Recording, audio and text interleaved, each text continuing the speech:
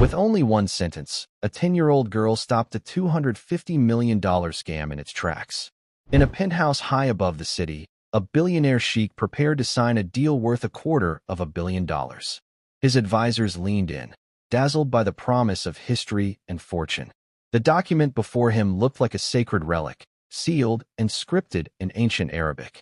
But in the corner of the room, almost invisible, stood a 10-year-old girl, Ava, the maid's daughter, clutching her great-grandfather's worn journal. She was never meant to be noticed. Yet, as the sheikh's pen hovered over the contract, Ava saw something no one else did. The kind of mistake only a true historian would catch. And when she finally spoke, in flawless Arabic, the entire room froze. "This is a fake." Her small hands knew the feel of old books, not polished silver. 10-year-old Ava stood quietly in the corner, a ghost in a room of giants. Her mother had told her to be invisible, and she was trying her very best. The penthouse apartment felt like a different world. It hung over the city like a glass castle in the clouds. Below, the streets were a tangle of yellow taxis and hurried lives. Up here, the air was still and smelled of lemon polish and expensive leather. Ava's mother, Helen, moved through the room with a practiced quietness. She refilled glasses with water that came from bottles worth more than their groceries for a week. Her face was a careful mask of polite service, but Ava could see the worry in her eyes. Helen's hands, usually so steady, trembled just a little as she placed a coaster on a marble table. Ava clutched a worn, leather-bound book to her chest. Its pages were filled with the elegant, flowing script of her great-grandfather. It was her only comfort in this place of cold glass and colder stairs. Her own clothes were simple, a plain blue dress, clean but faded from many washes. Her blonde hair was tied back with a simple ribbon. She knew she did not belong here. The other people in the room made sure she knew it, too. They were men in sharp suits that cost more than a car. Their shoes gleamed. Their watches flashed under the recessed lighting. They spoke in low, serious tones about numbers that had too many zeros for Ava to count. Their host was Sheikh Tariq al-Jamil. He was an older man with a trimmed gray beard and eyes that seemed to hold a deep sadness. He sat in a large leather chair, looking out at the city skyline. He had not smiled once. He was surrounded by advisors, but he seemed alone. He was a man who commanded respect, but today, he looked like a man carrying a heavy burden. The reason for the meeting soon walked through the door. His name was Mr. Alistair Finch. He was tall and handsome, with silver hair and a smile that seemed too bright to be real. He carried a sleek leather briefcase and moved like he owned the very air in the room. He greeted the sheikh with a deep, confident voice. But when his eyes landed on Helen, and then on Ava, his smile tightened. It became something sharp and unpleasant. "Tariq, my friend," Mr. Finch began, his voice smooth as silk. "I trust the preparations are in order?" He gestured vaguely toward Helen without looking at her. "And the distractions have been minimized?" Helen's back stiffened. She gave a small, almost imperceptible nod and moved to take Mr. Finch's coat. Ava pressed herself further into the corner, wishing the shadows would swallow her whole. The sheikh's gaze flickered toward Ava for a moment. There was no unkindness in his eyes, only a deep weariness. He seemed too tired to correct his guest's rudeness. "Everything is ready, Alistair," the sheikh said, his voice a low rumble. "Let us proceed." The men gathered around a massive mahogany table. Helen continued her silent work, pouring coffee, her movements efficient and discreet. Ava watched her mother, her heart aching. Helen had been working 2 jobs since Ava's father passed away. Her hands were chapped and her face was often etched with fatigue. She did it all for Ava, to keep a roof over their head and food on the table. She endured the condescending glances and the dismissive tones of men like Mr. Finch so that Ava could have a chance at a better life. One of the other men at the table, a younger associate of Mr. Finch, snickered.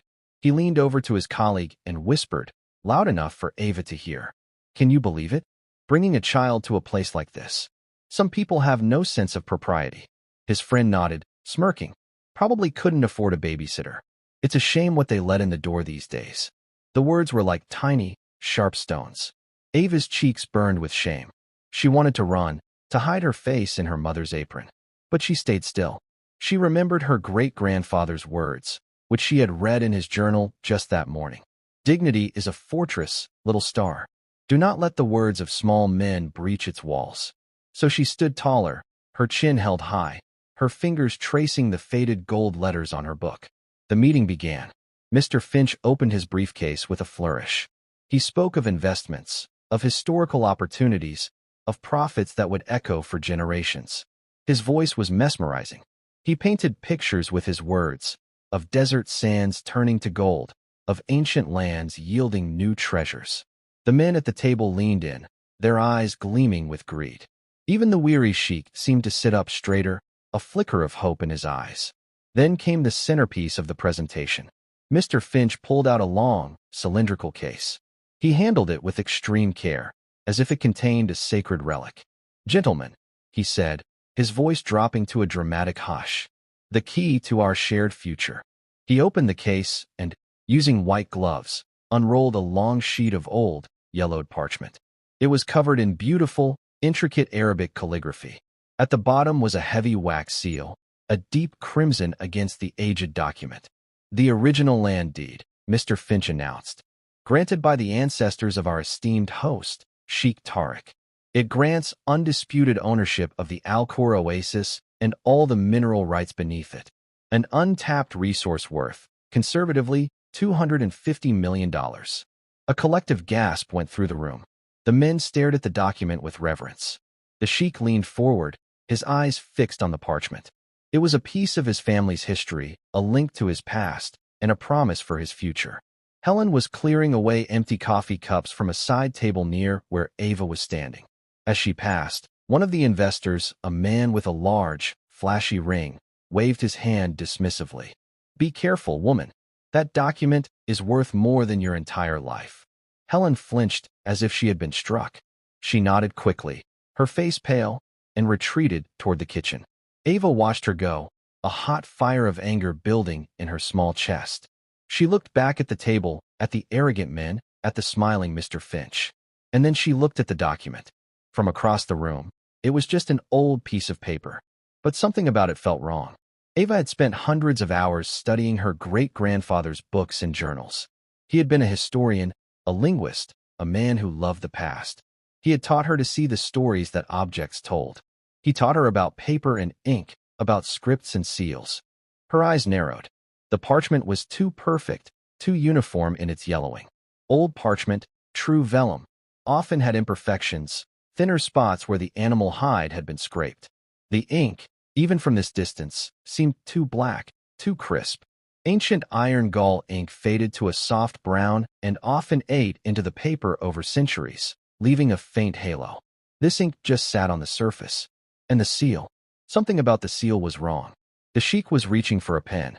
A very expensive, gold-plated pen. The contract was beside the deed, waiting for his signature. Millions of dollars were about to change hands based on that piece of parchment. A knot of dread tightened in Ava's stomach. They were all being fooled. Mr. Finch's smile was that of a predator who had cornered his prey. Helen returned to the room, carrying a fresh pot of coffee. She moved toward the table, her steps hesitant. She knew this was the critical moment. Everyone was holding their breath. The only sound was the faint scratch of the Sheikh's pen nib hovering over the paper. Ava had to do something. But what? She was just a child. The maid's daughter. They had already dismissed her, insulted her, made her feel like nothing. Who would listen to her? She took a small step out from the corner. Then another. Her heart hammered against her ribs. She thought of her mother's tired face. She thought of her great-grandfather's lessons. "Truth has a quiet voice," he had written, "but it is the loudest sound in a room full of lies." She opened her mouth to speak, but only a small squeak came out. No one heard. The Sheikh's pen touched the paper. In a moment of pure panic, Ava's hand, the one not clutching the book, knocked against a small side table. On it sat a single, empty water glass. It tipped, wobbled for a terrifying second, and then crashed to the marble floor. The sound shattered the tense silence like a gunshot. Every head snapped in her direction. The Sheikh's pen lifted from the contract. Mr. Finch's face, which had been a mask of triumph, twisted into a snarl of fury. "What is the meaning of this?" he demanded, his voice cracking like a whip. He glared at Helen. "Control your child.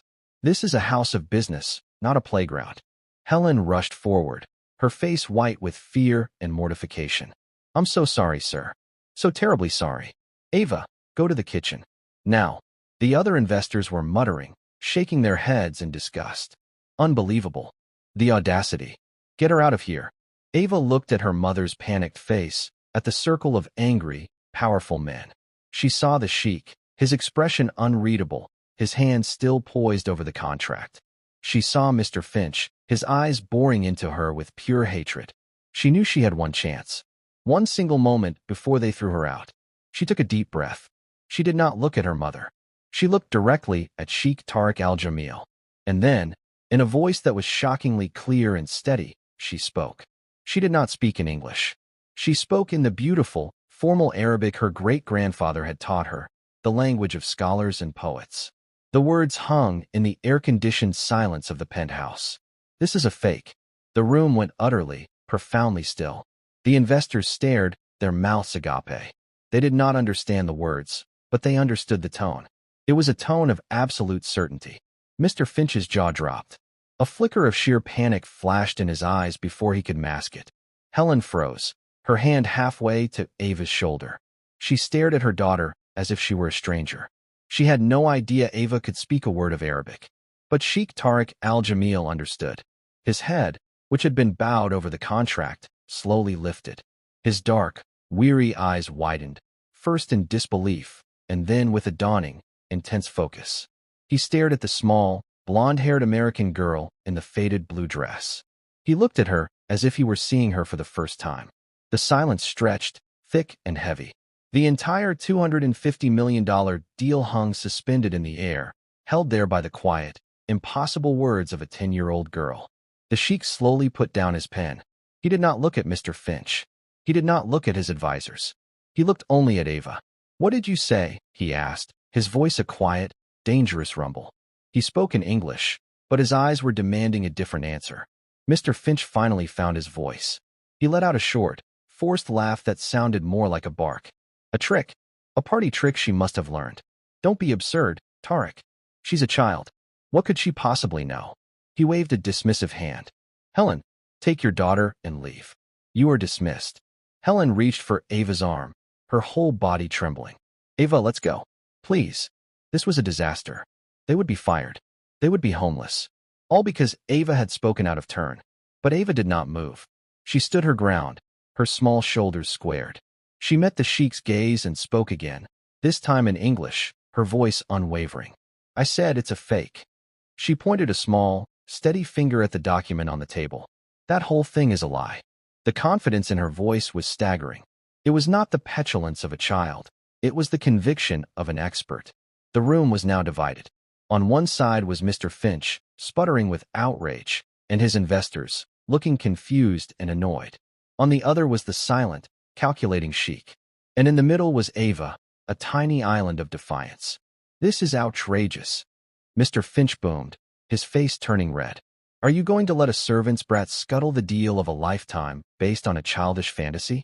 Tariq, sign the contract. Let's be done with this nonsense." The Sheikh ignored him. His eyes were still locked on Ava. He saw the worn book she clutched. He saw the lack of fear in her eyes. He saw something that made him pause. In his world of deceit and flattery, raw, unafraid honesty was a rare and precious commodity. "Prove it," the Sheikh said softly. The two words dropped into the room with the weight of a judge's gavel. Mr. Finch's angry tirade died in his throat. He stared at the Sheikh in disbelief. "Prove it? You want her to prove it? She's 10 years old.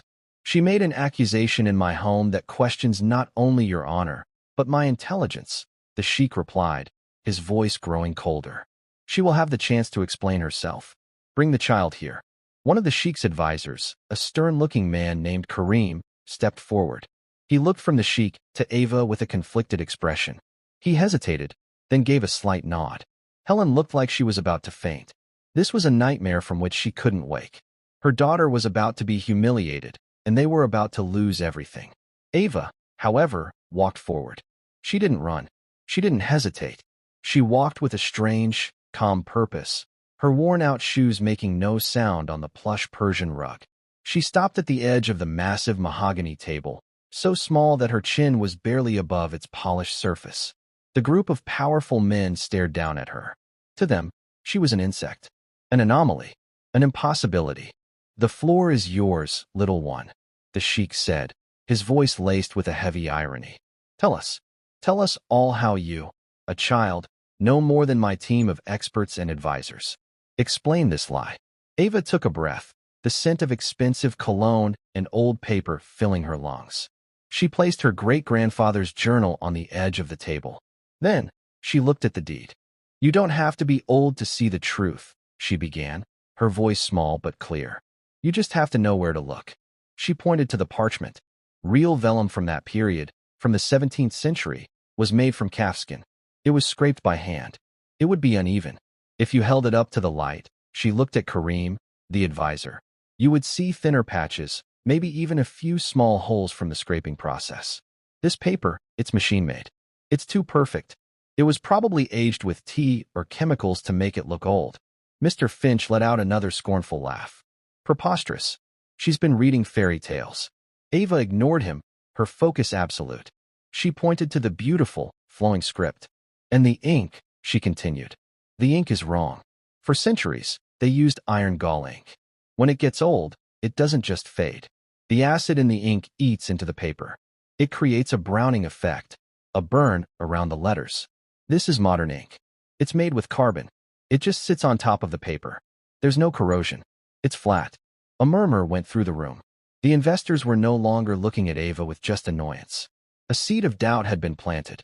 Kareem, the advisor, leaned closer to the document, his brow furrowed in concentration.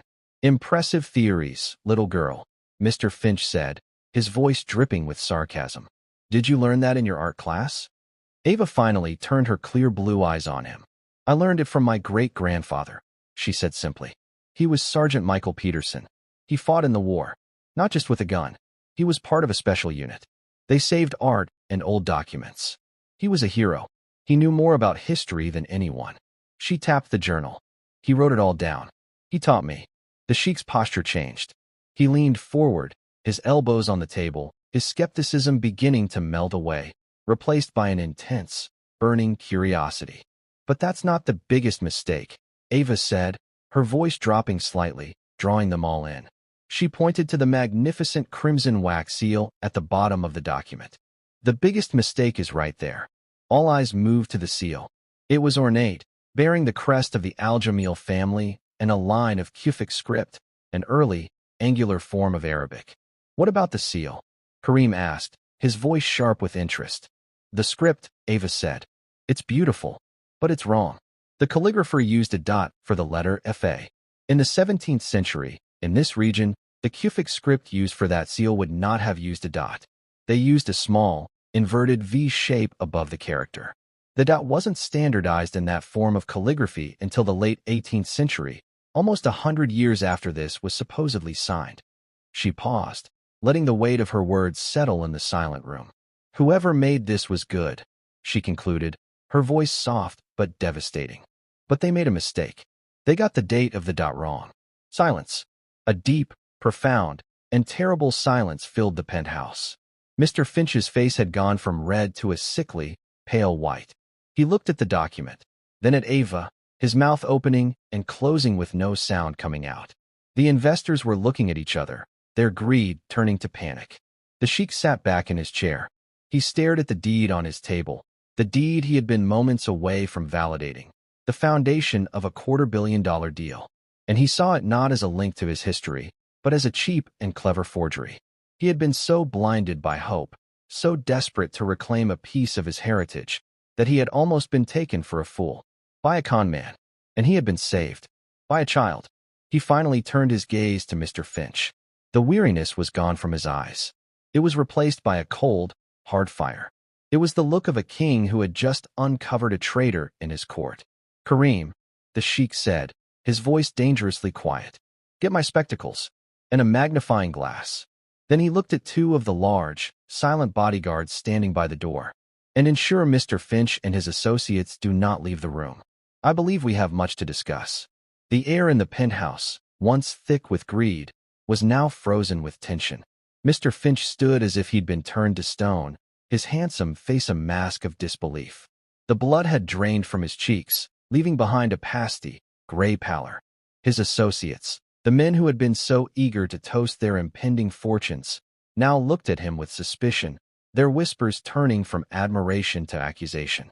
They shuffled their feet, avoiding his gaze, their expensive suits suddenly looking like costumes for a play that had gone terribly wrong. Helen remained by the door, her hand covering her mouth. Her fear for her job had been replaced by a dizzying mix of shock and a feeling she hadn't allowed herself to feel in a very long time: pride. She looked at her daughter, this small, quiet girl who had just faced down a room of powerful men, and saw not a child, but a legacy.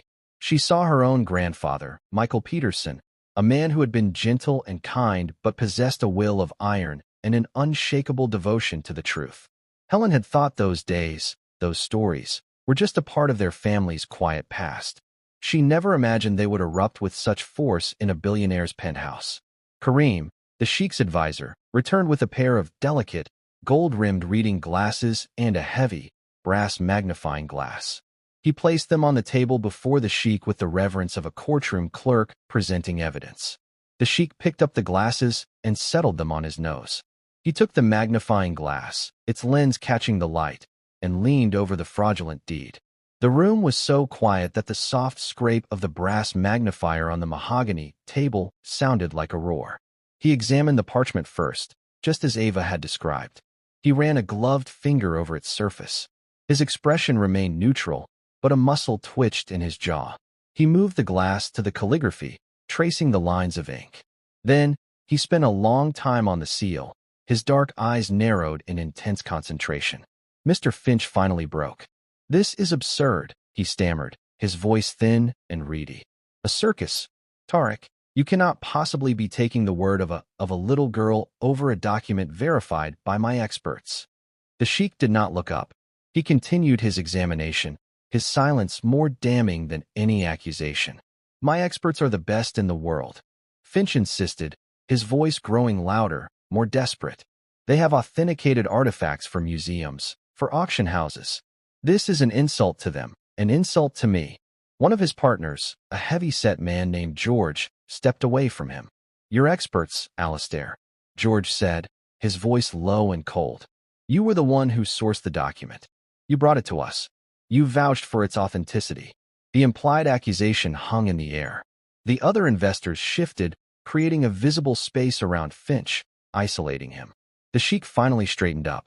He took off the reading glasses and placed them carefully on the table. He looked at Kareem.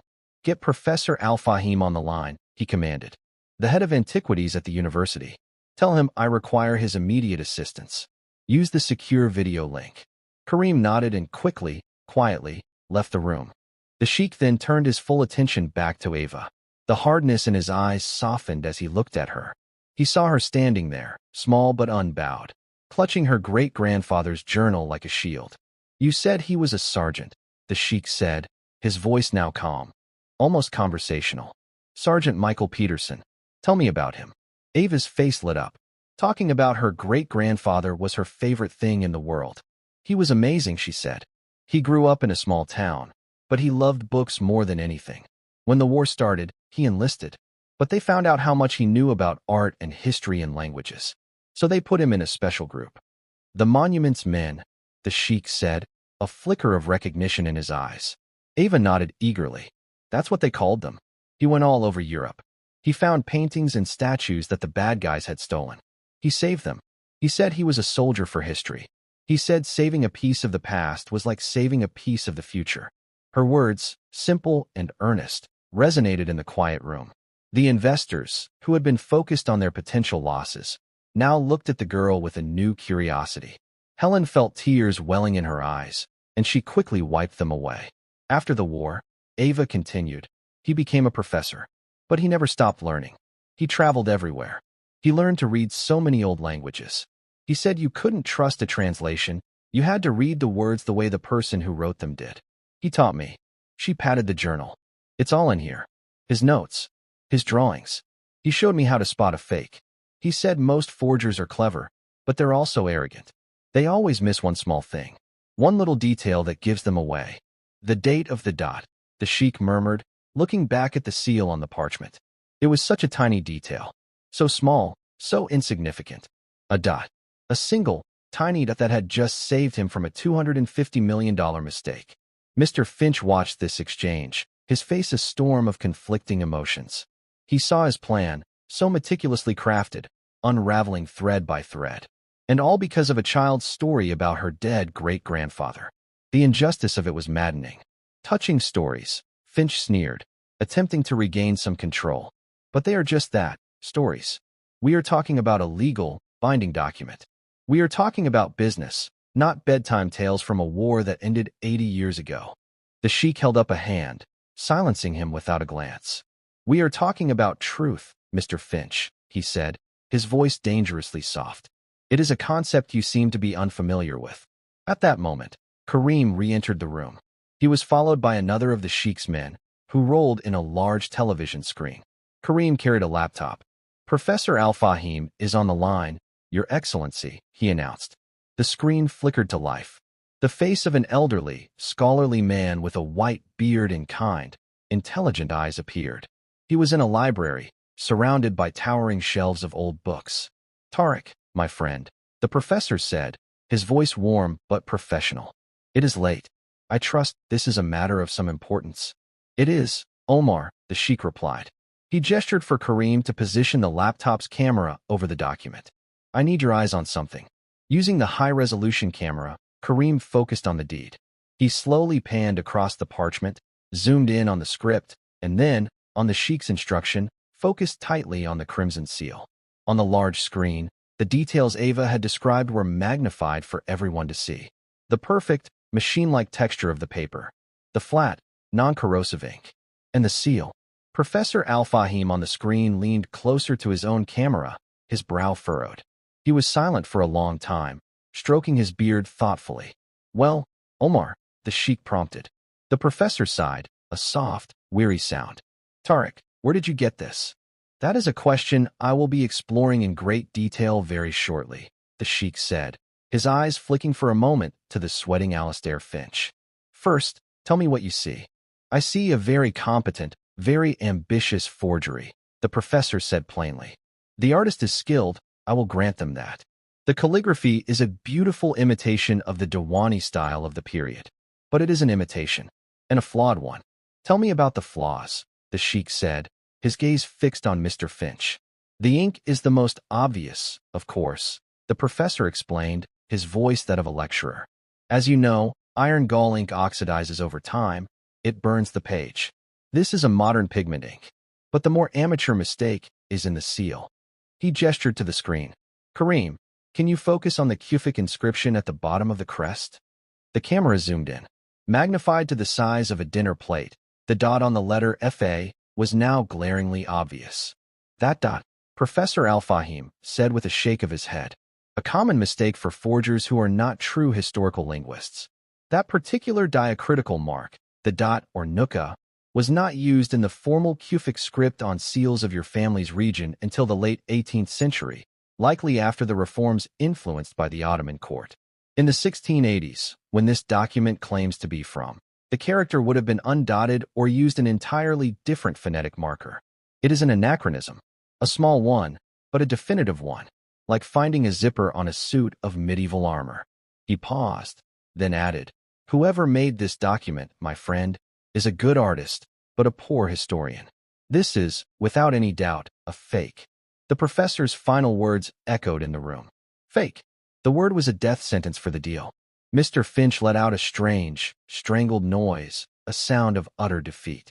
The other investors backed away from him, as if he were contagious. One of them was already whispering furiously into his phone, likely to his lawyer. The Sheikh disconnected the video call with a nod to Kareem. He sat for a moment in silence, the enormity of the situation washing over him. The betrayal, the near-catastrophic financial loss, the humiliation he had so narrowly avoided. He looked at the circle of greedy, foolish men he had almost partnered with. He looked at the pale, trembling con man who had orchestrated the entire charade. And then, his gaze fell on Ava. She was standing by the table, her small face serious, her hand resting on her great-grandfather's journal. She hadn't gloated. She hadn't said, I told you so. She had simply stated the truth and then stood by it. A small, unshakable pillar of integrity in a room built on lies. The Sheikh rose slowly from his chair. He was a tall man, and his presence filled the room. The other men fell silent, watching him. He walked around the table, his steps measured and deliberate. He ignored Alistair Finch. He walked right past the panicked investors. He stopped directly in front of Ava. Helen held her breath. She didn't know what to expect. A dismissal? A thank you? A handful of money to make them go away? The Sheikh looked down at Ava, his dark eyes searching her face. Then, he did something that stunned everyone in the room. He bowed. It was not a shallow nod of the head. It was a deep, formal bow, a gesture of profound respect from a powerful man to a 10-year-old girl in a faded blue dress. In my life, Sheikh Tariq Al-Jamil said, his voice resonating with a deep, newfound emotion, I have been surrounded by advisors, experts, and men of great wealth. Today, my honor and my fortune were not saved by any of them. They were saved by a little girl with clear eyes and a hero for a great-grandfather. He straightened up and looked at Helen. The polite mask of the employer was gone. He looked at her with genuine gratitude and respect. Your daughter, madam, is an extraordinary person. You must be very proud. Helen could only nod, her throat tight with emotion. The Sheikh then turned to Kareem. His voice was once again steel. Kareem, please escort Mr. Finch and his colleagues to the library. Provide them with refreshments. And have my security team ensure they do not leave the floor. My lawyers will be here in 20 minutes. Finch opened his mouth to protest, but one look from the Sheikh silenced him. The game was over. He had lost. Defeated and humiliated, he and his now former partners were led out of the room like prisoners. The air instantly felt cleaner, lighter. The grand penthouse living room was now empty except for the Sheikh, Ava, and Helen. The fraudulent deed still lay on the table, a testament to the disaster that had been averted. The Sheikh gestured to the comfortable sofas. Please, he said to Helen and Ava. Sit. You are no longer staff here. You are my honored guests. Hesitantly, Helen and Ava sat on the edge of a cream-colored sofa that probably cost more than their car. The Sheikh sat opposite them, not in his imposing leather chair, but in a smaller one, drawing himself closer, creating an atmosphere of intimacy. I owe you a debt I can never truly repay, he said, looking at Ava. But I must try. Tell me, what can I do for you? Anything you desire. A gift?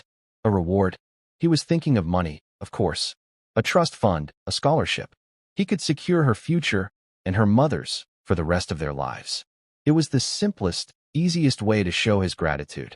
Ava looked at her mother, then back at the Sheikh. She thought for a moment. She wasn't thinking about toys or money. She was thinking about something else entirely. Your family is very old, right? She asked.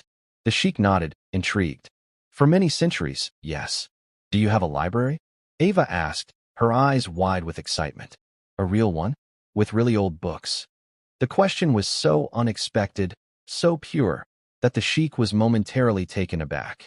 Then, a genuine, warm smile spread across his face for the first time that day. It transformed his weary features, making him look younger, happier. Yes, little one, he chuckled. I have a library, a very real one, with some very, very old books. He leaned forward, a conspiratorial twinkle in his eye. Some of them, he whispered, are even older than your great-grandfather's. Ava's gasp of delight was the most honest and valuable thing the Sheikh had heard all day. It was worth more to him than all the money Alistair Finch had tried to steal. In that moment, he realized that the reward this child wanted wasn't something he could buy, but something he could share. Knowledge. History. The very things her great-grandfather had taught her to cherish. It was a debt of honor that would be paid not with gold, but with the rustle of ancient pages. The Sheikh led them not to another part of the penthouse, but to a private elevator Ava hadn't noticed before, concealed behind a paneled wall that looked like a seamless part of the decor. The doors opened with a soft hiss, revealing an interior of polished dark wood and soft, golden light. As they descended, a gentle humming replaced the city's distant noise. It felt like they were leaving the modern world behind, sinking into something older and quieter. My apartment is for business, the Sheikh explained, his voice softer in the confined space. For meetings with men like Alistair Finch. But my home, my library, that is for the soul. The elevator doors opened directly into the most magnificent room Ava had ever seen. It wasn't a room, it was a sanctuary. 2 stories high, walled from floor to ceiling with books. Dark wood shelves overflowed with leather-bound volumes, their spines glinting with gold leaf in the warm, ambient light. A spiral staircase, wrought from dark, ornate iron, curled its way up to a second-floor gallery that wrapped around the entire room. In the center of the space, on a large, intricately woven Persian rug, were several deep leather armchairs and low tables, inviting quiet contemplation. The air smelled of old paper, leather, and beeswax, a scent that Ava associated with her great-grandfather's study, a scent that felt like home. Ava stood frozen on the threshold, her blue eyes wide with a wonder that eclipsed everything else she had seen that day. The glass castle of the penthouse had been impressive, but this was magical. This was a treasure chamber far more valuable than the one Mr. Finch had tried to sell. Helen, too, was speechless. She had spent her life cleaning the sterile, impersonal spaces of the wealthy. She had never been invited into the heart of such a place, a room that spoke not of money, but of passion and history. The Sheikh watched Ava, a smile playing on his lips. Her reaction was the purest form of praise the room had ever received. "Go on," he said gently. "It will not bite." Ava took a tentative step forward, her fingers lightly brushing the spine of the nearest book. She tilted her head to read the title, her lips moving silently. She was in the presence of greatness, of thousands of stories and lifetimes of knowledge, and she treated it with the reverence of a true believer. "This is more than I ever imagined," she whispered, her voice filled with awe.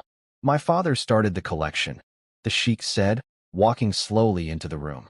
"And his father before him. I have added to it over the years. It is my one true indulgence." He gestured to a large, glass-topped display case in the center of the room. "Some of the older pieces are here." Ava and Helen followed him. Inside the case, resting on dark velvet, were ancient artifacts. A clay tablet covered in cuneiform script, a fragment of an Egyptian scroll from the Book of the Dead, and several beautifully illuminated manuscripts from the Islamic Golden Age. Ava stared at a Quran from the 10th century, its pages decorated with intricate gold leaf and lapis lazuli. The calligraphy was breathtaking. "It's beautiful," she breathed. "That is the work of a true artist," the Sheikh said, his voice layered with meaning. "Someone who understood the history, who respected the materials. Not a charlatan looking for a quick profit."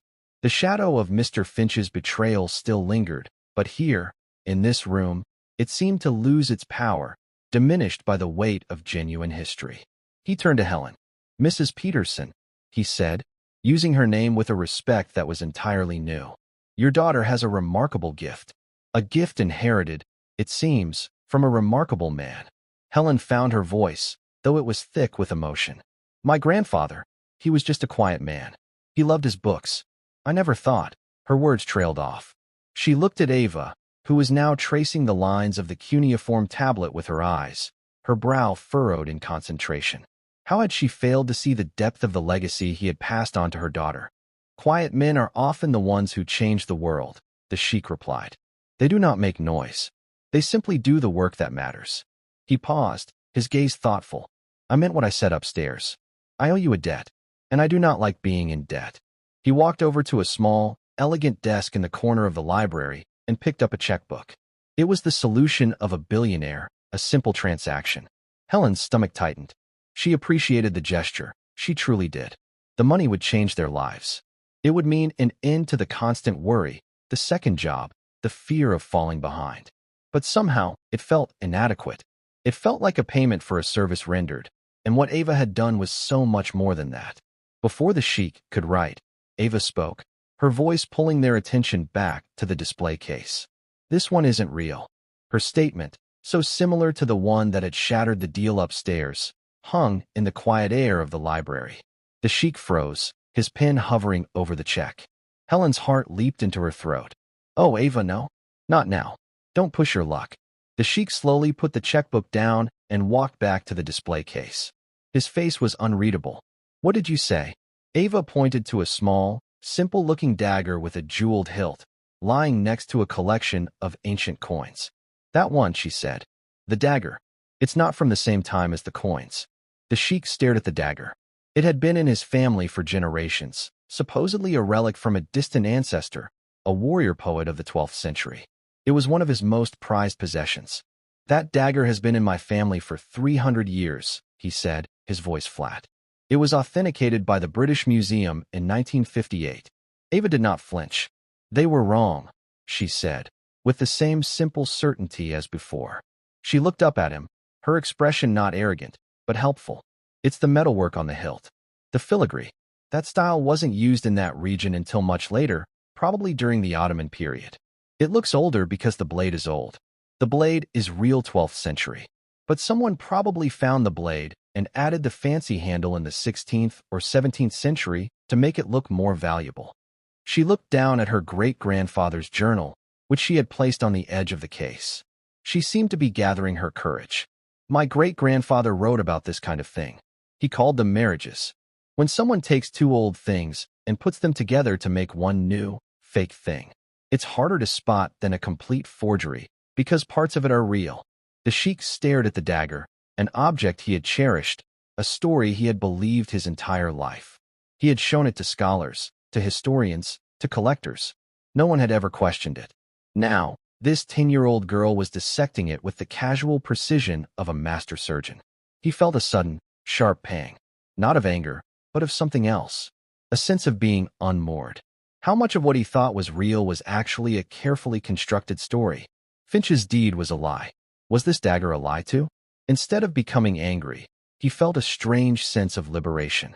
Ava wasn't just exposing fakes, she was revealing the truth. And the truth, he was beginning to understand, was more valuable than any artifact, any story, any amount of money. He let out a long, slow breath and then, to Helen's utter astonishment, he began to laugh. It wasn't a small chuckle. It was a deep, hearty laugh that echoed through the vast library, a sound of genuine, unburdened amusement. In one afternoon, he said, wiping a tear of mirth from his eye, you have cost me $250 million in a fraudulent deal, and you have shattered one of my most cherished family myths. You, little girl, are the most expensive and most valuable guest I have ever had. He looked from Ava's serious face to Helen's terrified one, and his laughter softened into a warm smile. Do not worry, Mrs. Peterson. Your daughter is not in trouble. She is a revelation. He turned back to his desk, but he did not pick up the checkbook. He pushed it aside. The idea of simply giving them money now seemed crass, almost insulting. It was what Alistair Finch would have done. It was the language of transactions, not of gratitude. Ava deserved more. Her gift deserved more. I have a proposition for you, he said, his tone shifting from amusement to serious purpose. For both of you. He looked at Helen. I would like to offer you a position. Not as a maid. I need a curator for this collection. Someone to manage it, to research it, to care for it. But I don't want a traditional academic from a university. I want someone with integrity. Someone who understands the value of truth. He paused. I believe that person is you. You raised this remarkable child. You carry the legacy of Sergeant Michael Peterson. I would pay you a generous salary. And I would provide you with a home, here in the building.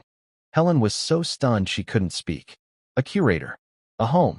It was a world away from scrubbing floors and worrying about rent. It was a life she had never dared to dream of. Then, the Sheikh turned to Ava. And for you, young lady, my offer is different. I do not want to give you a reward. I want to give you a responsibility. He swept his arm, encompassing the entire library. This will be your classroom and your playground. I want you to study every book, every artifact in this collection. I want you to find the marriages. I want you to find the fakes. I want you to help me separate the truth from the lies. His eyes gleamed with a new project, a new passion. We will build a new collection, one based not on sentiment and story, but on verifiable truth. We will create a foundation in your great-grandfather's name, the Sergeant Michael Peterson Foundation for Historical Integrity. It will fund research. It will expose forgeries. It will teach others how to see the world with your eyes. He leaned forward, his voice filled with an earnest, compelling energy. I will give you all the resources you need. Tutors, access to experts, travel when you are older. In return, you will be my secret weapon, my personal truth detector. What do you say? Ava was speechless. To be let loose in this library, to be given the job of solving its mysteries, was the greatest adventure she could possibly imagine. It wasn't a gift of money that would be spent and gone. It was a gift of purpose. She looked at her mother. Helen's face was a canvas of disbelief and dawning joy.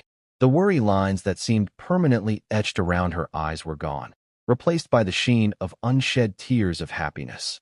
She nodded at Ava, a silent permission, a shared understanding that their lives had just been irrevocably changed. Ava turned back to the Sheikh. She didn't jump up and down or squeal with delight. She simply stood a little taller, a solemn look on her young face. She held out her hand, not like a child, but like an equal partner sealing a deal. "Okay," she said, her voice clear and steady. "It's a deal, but I have one condition." The Sheikh, amused and intrigued, took her small hand in his. "Name it. I want to start," Ava said, her eyes flashing toward the display case. "With that dagger." The Sheikh's smile was wide and genuine. In the heart of his quiet library, surrounded by the ghosts of history, he had lost $250 million and a treasured family myth. But he had found something infinitely more precious. He had found the truth, and it had come in the form of a 10-year-old girl with blonde hair, a faded blue dress, and a hero for a great-grandfather. The real story, he knew, was only just beginning. The days that followed were a whirlwind of change for Ava and Helen. They moved out of their small, cramped apartment with its noisy plumbing and view of a brick wall. Their new home was a spacious, light-filled residence on a lower floor of the Sheikh's building. It had comfortable furniture, a modern kitchen, and, most importantly for Ava, a whole wall of empty bookshelves waiting to be filled. For the first time in years, Helen didn't have to rush off to a second job cleaning offices late at night. She could make dinner for Ava, help her with her schoolwork, and sit with her in the evenings, just talking. The constant, gnawing anxiety that had been her companion for so long began to recede, replaced by a quiet sense of peace and security. Helen began her new role as curator with a diligence and passion that surprised even herself. The Sheikh provided her with resources, connecting her with experts from museums and universities. She started with the dagger, arranging for it to be sent to a specialist in historical metallurgy. The report came back a few weeks later, confirming Ava's astonishing diagnosis: a genuine 12th century blade of Damascus steel, expertly fitted with a 16th century Ottoman-style hilt. A beautiful, valuable object in its own right, but a marriage, just as Ava had said. It was the first official discovery for the collection, the first truth reclaimed from a lie. Helen found that the skills she'd learned as a maid, attention to detail, meticulous organization, a quiet and observant nature, were perfectly suited to the world of curatorship. She cataloged every book, every artifact, her handwriting neat and precise in the new ledgers. She was no longer invisible. She was a guardian of history, a partner in the Sheikh's new and vital mission. Meanwhile, Ava's life transformed into a grand adventure. After her regular school day, she would take the private elevator down to the library, which she now called the Vault of Truth. The Sheikh had tutors waiting for her, a gentle, elderly woman who taught her Latin and ancient Greek, and a young, enthusiastic postgraduate student who showed her how to use carbon dating technology and X-ray fluorescence to analyze artifacts. But her greatest teacher remained Sheikh Tariq himself. He would join her in the library in the late afternoons. Together, they would pore over ancient maps and dusty manuscripts. He treated her not as a child, but as a colleague. He would listen intently as she pointed out the inconsistencies in a 19th century map of the Arabian Peninsula or questioned the provenance of a Roman coin. She was relentless, her curiosity a bright, burning light that illuminated the darkest corners of the collection. She found a handful of other forgeries, a supposedly ancient Chinese vase that turned out to be a clever 20th century reproduction, and a series of letters from a famous explorer that were exposed by the modern chemical signature in the paper's watermark. With each discovery, the bond between the old man and the young girl deepened. He found in her a joy and honesty that had been missing from his life, a world away from the sycophants and businessmen who usually surrounded him. She found in him a mentor who valued her mind and nurtured her unique gift. He told her stories of his childhood in the desert, of the stars so bright they looked like spilled diamonds on black velvet. She told him stories from her great-grandfather's journal, of a young soldier's awe at seeing the great art of Europe for the first time. They were an unlikely pair, the billionaire Sheikh and the maid's daughter, united by a shared love for the past and a fierce devotion to the truth. The world outside the vault of truth, however, was not so quiet.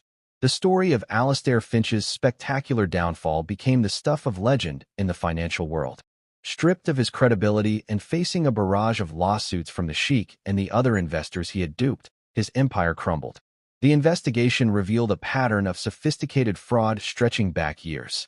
He had used his charm and reputation to sell a series of forgeries to wealthy collectors, the land deed being his most audacious attempt. The news reports painted him as a master con man, a wolf in a bespoke suit. But for the Sheikh, the victory felt hollow. He hadn't just been deceived. He'd been willing to be deceived, blinded by his own vanity and a desire to reclaim a piece of a glorious past. Ava hadn't just saved his money. She had saved him from himself. A few months after the incident in the penthouse, the Sheikh held a small, private reception in the library. He didn't invite businessmen or politicians. He invited academics, museum directors, and a few honest art collectors. Helen stood beside him, no longer an employee but a respected colleague. Ava was there, too, in a new blue dress, looking more comfortable in the grand library than she ever had in the sterile penthouse. The Sheikh stood before his guests and officially announced the creation of the Sergeant Michael Peterson Foundation for Historical Integrity. For too long, we have allowed history to be a commodity, he said, his voice resonating with passion. Bought and sold by men who value profit over truth. We celebrate the stories that make us feel important, and we ignore the facts that challenge us. But history is not a storybook. It is a science. It is a discipline, and its bedrock must be truth. He spoke of Sergeant Peterson, a man he had never met, but whose legacy now shaped his own. He spoke of the quiet heroes, the scholars and preservationists who did the slow, patient work of uncovering the past, not for fame or fortune, but because they believed it mattered. And then he introduced the Foundation's first fellow, its guiding star. He called Ava to his side. She stood before the small crowd, not intimidated, but filled with a quiet confidence. She held up her great-grandfather's journal. "My great-grandfather taught me that every object tells a story," she said, her young voice clear and true. "But some stories are lies." He said our job is to listen carefully enough to know the difference. Looking out at the faces of the guests, she saw not judgment or condescension, but respect. She was no longer the invisible girl in the corner. She had a voice, and people were finally listening. The story ends there, but it also begins there. It begins in a quiet library where an old man and a young girl learn to read the past together. It begins with a mother finding a new life, a new purpose, her hands now preserving history instead of just cleaning up after it. It is a story about the lies we tell ourselves and the truths that set us free. You've been there, haven't you? You've felt small in a big room. You've had a truth burning inside you, a piece of knowledge you knew was right, while the world around you insisted it was wrong. You've seen people value shiny, expensive lies over simple, unadorned facts. You've felt the frustration of not being heard, of being judged not for who you are, but for what you appear to be. Ava's story is a reminder that the most powerful voice doesn't have to be the loudest. It just has to be the truest. It's about having the courage to speak that truth, even when your voice shakes, even when you're facing down giants. It's a story that proves that integrity is not a matter of age, or wealth, or status. It is a choice. It is a fortress, and its walls can never be breached by the whispers of small men or the grand deception of a $250 million scam. You weren't wrong to believe in what you knew. The truth was always there. You just needed to wait for the world to be quiet enough to hear it. And that's where we'll end the story for now. Whenever I share one of these, I hope it gives you a chance to step out of the everyday and just drift for a bit. I'd love to know what you were doing while listening. Maybe relaxing after work, on a late-night drive, or just winding down. Drop a line in the comments. I really do read them all. And if you want to make sure we cross paths again, hitting like and subscribing makes a huge difference. Thanks for spending this time with me.